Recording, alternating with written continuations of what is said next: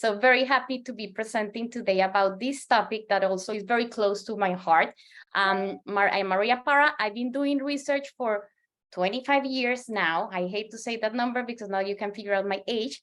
I started my career 25 years ago in Latin America, worked there for 5 years, and then moved to the United States 19 years ago. And since then, I've been doing research to understand Hispanics. Also other ethnicities, but Hispanics is my specialty and what I love the most doing.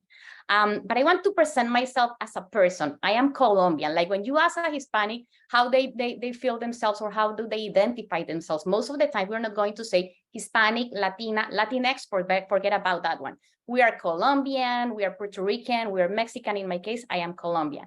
I was born and raised in Colombia. I am a bicultural Hispanic, mother of 2 Gen Zers that you can see here in the picture. I have a teenager at home. Yeah, very exciting. And 2 of my kids, they feel more comfortable in speaking in English. And you don't understand why I'm saying all these things before I start with the presentation, but they consider themselves Colombian too. They speak more English than Spanish, but at home they're forced to speak Spanish, but they navigate media in English and most of their friends speak only English. So why I reached out to Kai a couple of weeks ago and I say, hey, Kai, next month is Hispanic Heritage Month. And it makes a lot of sense to have one of our meetings talking about Hispanics and celebrating this month. Hispanic Heritage Month usually spans from September 15 until October 15. But as a researcher, what I can tell you is that understanding Hispanic actually goes from January 1st until December 31st of each year. Please don't wait until September to do research to understand Hispanics or to have marketing strategies for Hispanic, reaching out to Hispanics only on September. It has to be all year long. And why is that? Many of you may be aware that it's a population that is growing. Since the last census that was released in 2020, we confirmed that Hispanics became the largest minority group in the country. 19% of the US population is Hispanic. That means that is 62 million people people living in the United States that are Hispanic. That's bigger than the population of Colombia or Argentina or Peru. It's like a country within this country. It's a very influential segment. They have a buying power of $2.5 trillion per year. It's just not an opportunity. It's an essential segment, a market segment that we need to understand. Hispanic consumers are big contributors of the GDP growth.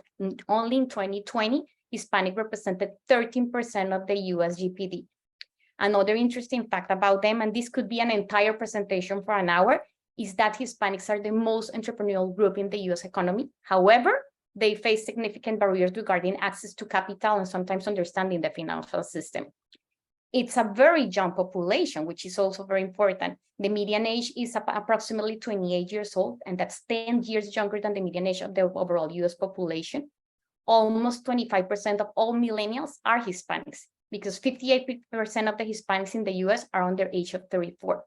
However, what we can see as researchers is that marketing and research spend directed at Hispanics most likely does not reflect this.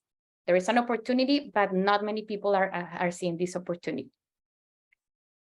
It's also a very diverse segment, and this is very important for all researchers. Like if you have a client that tells you, I want to understand Hispanics. Well, Hispanics is a broad term. What exactly you want to understand? Because the Hispanic market is diverse due to its origins, spanning multiple countries, languages, because we have Spanish, of course, Portuguese, but there are also some dialects within countries, cultures, and historical backgrounds. We cannot compare a Mexican to an Argentinian or to a Dominican.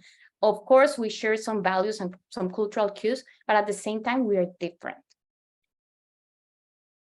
Not all Hispanics eat spicy food. Look, we are not all Mexicans. One of my frustrations when I moved to this country is that people thought that I was Mexican, that I eat tacos, and that wasn't true. Actually, I learned how to eat spicy food and eat tacos when I was here in the United States. Before that, in Colombia, that wasn't very, very common, and our traditional dishes are completely different.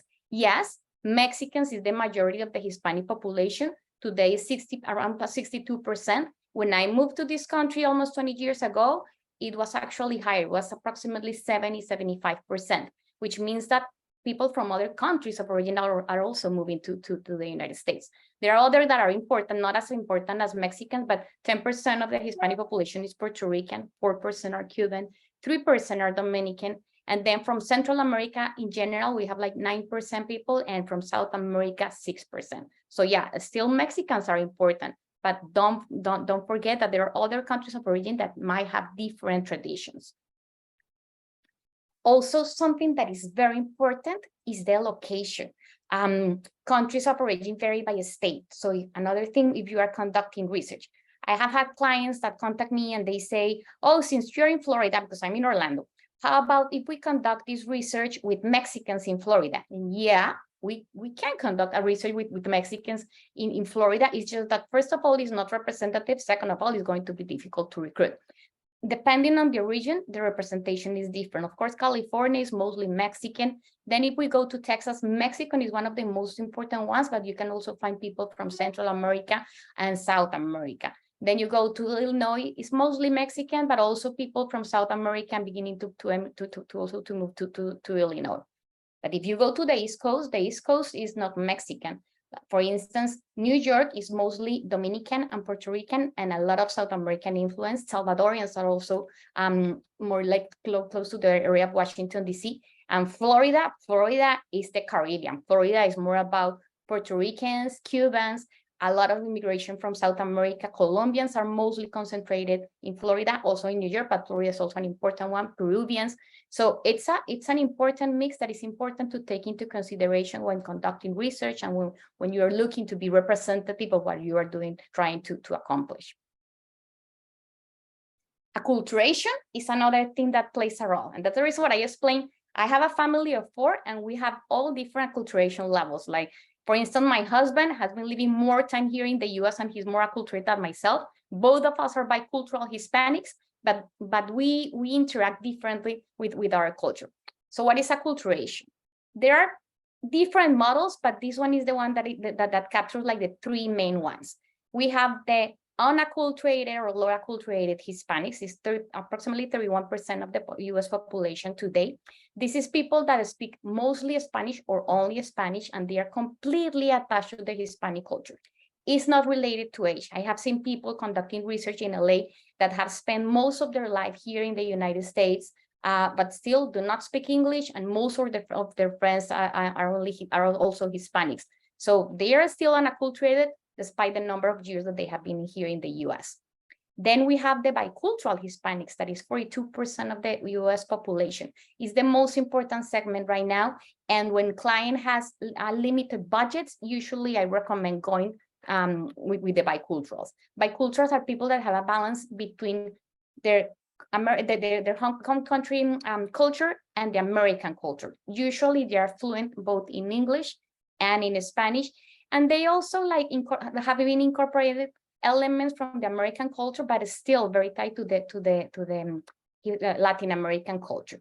And then we have the acculturated. Usually these are 2nd or 3rd generation Hispanics or Hispanics that immigrated in a very young age and have spent most of their life here in the United States.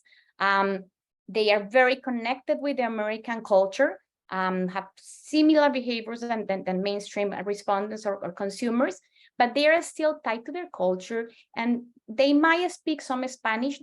Many of them do not speak Spanish at all, but some of them do speak some Spanish. And what I have seen with this segment sometimes that is very interesting, but you think, okay, because they are English dominant, you don't need any Spanish with them.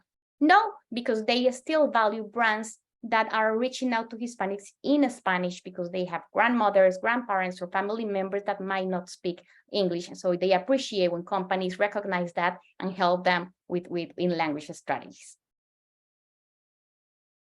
So my recommendation, especially during Hispanic Heritage Month, take the time to listen to this segment. In only 8 minutes, I'm trying to capture what is most important about Hispanics. As I mentioned it before, I could have different presentations for each of the topics that I've been highlighting during this presentation. But something that is key and there is research that support this is language and culture are integral parts of Hispanic identities, regardless of the acculturation level. So recognizing and honoring this fact represents represents a valuable opportunity for researchers that are open to guide our clients on how to engage and connect with this audience. There are so many, and I know, and I saw, and before the meeting started, I saw some familiar faces, some other Hispanic market research pros that are in this meeting that can support you, myself or any of them, if you have any research opportunity and need some guidance. So thank you very much. It was very exciting being here. I hope in the future I have the time to go deeper on talking about this segment, but here is my contact information in case you need some guidance or want to continue this conversation. And I have a couple of questions today. My questions are, when was the last time you considered including Hispanics within your project scope, if any? And what challenge have you faced conducting research with Hispanics?